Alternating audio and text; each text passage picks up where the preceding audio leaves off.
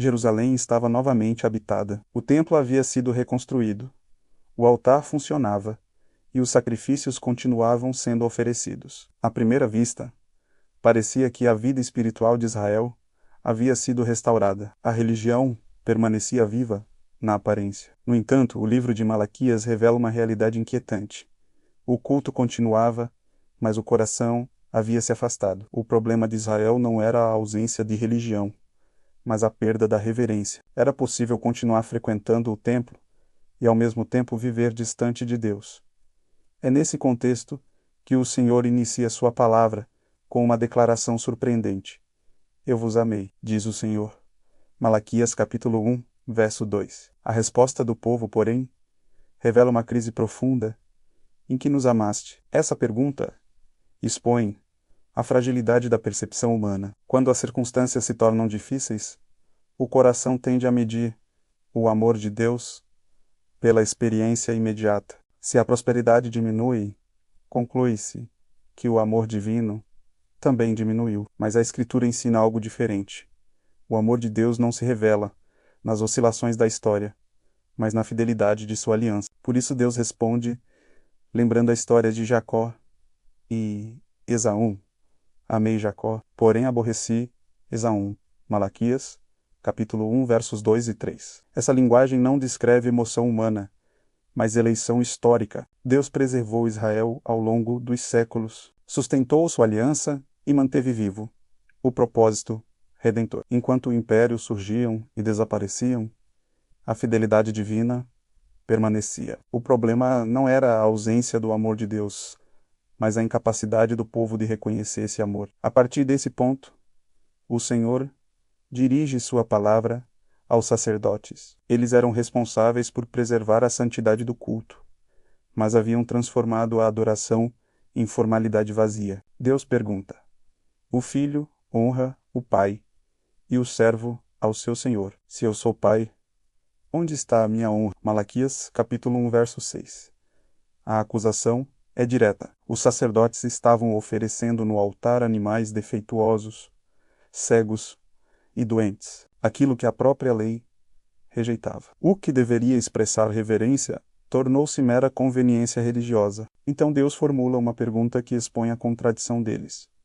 Ora, apresenta-o ao teu governador, terá ele agrado em ti? Malaquias capítulo 1, verso 8. A lógica é simples e profunda. Se um governante humano não aceitaria tal oferta, como o Deus da aliança deveria aceitá-la? Aqui surge uma verdade espiritual importante.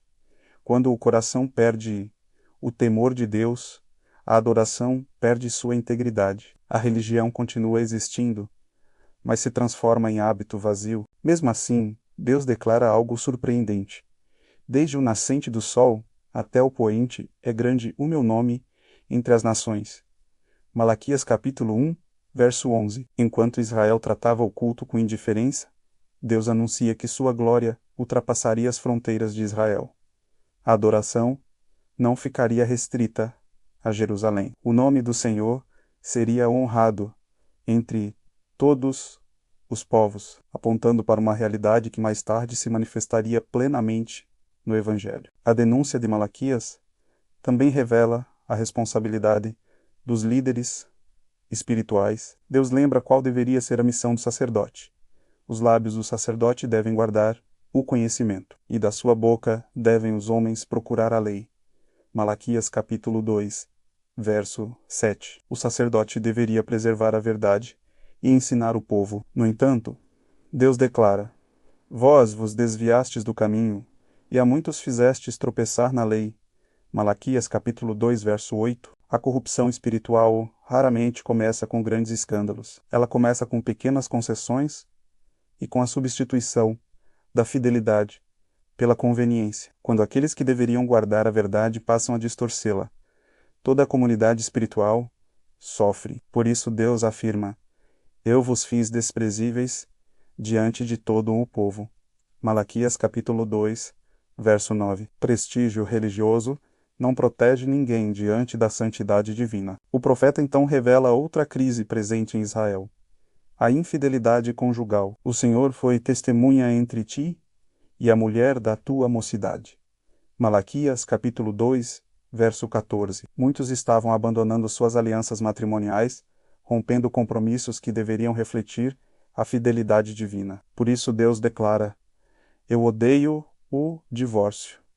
Malaquias capítulo 2, verso 16. Essa afirmação nasce da natureza do próprio Deus, que permanece fiel às suas promessas. Quando a fidelidade desaparece das relações humanas, algo profundo se rompe na estrutura moral da sociedade. Famílias se fragmentam, a confiança desaparece e o tecido social se enfraquece. Diante dessa realidade, o povo levanta uma pergunta que atravessa todas as gerações: onde está o Deus do juízo? Malaquias capítulo 2, verso 17. Essa pergunta surge sempre que o mal parece prosperar e a injustiça parece permanecer impune. Malaquias responde apontando para um evento futuro: eis que eu envio o meu mensageiro, que preparará o caminho diante de mim.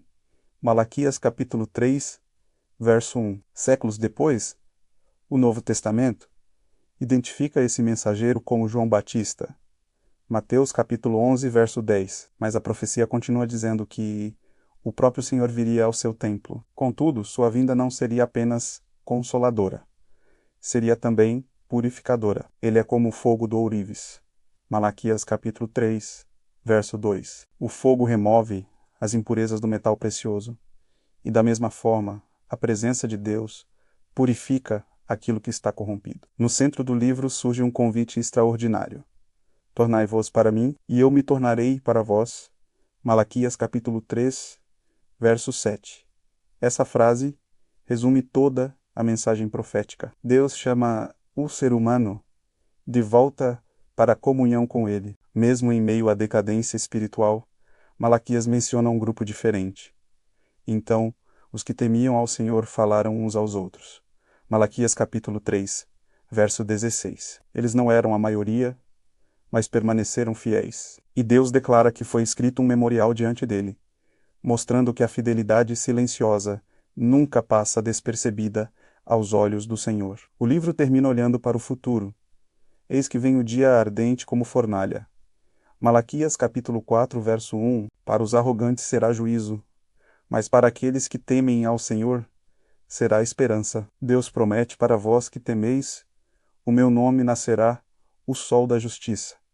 Malaquias capítulo 4, verso 2. Depois da longa noite da injustiça, a justiça de Deus surgirá como o sol que ilumina toda a terra. Malaquias conclui anunciando a vinda de um profeta semelhante a Elias. Eis que eu vos enviarei o profeta Elias. Malaquias capítulo 4, verso 5. Após essas palavras, a revelação profética entra em silêncio por cerca de 400 anos, até que uma voz surgiria no deserto, preparando o caminho do Messias. Isaías capítulo 40, verso 3 e Mateus capítulo 3, verso 3. Assim, o livro de Malaquias permanece como um espelho espiritual para todas as gerações. Ele mostra que a maior crise da fé não é a perseguição externa, mas o distanciamento interior. É quando a religião continua, mas o coração se torna frio. Porém, o mesmo Deus que confronta também chama, e ainda hoje ecoa o mesmo convite divino: tornai-vos para mim, e eu me tornarei para vós. Malaquias capítulo 3, verso 7. Se esta reflexão ajudou você a compreender melhor a mensagem das Escrituras, curta este conteúdo, deixe seu comentário compartilhando sua compreensão do texto bíblico e compartilhe este estudo com outras pessoas que também desejam crescer no conhecimento da Palavra de Deus.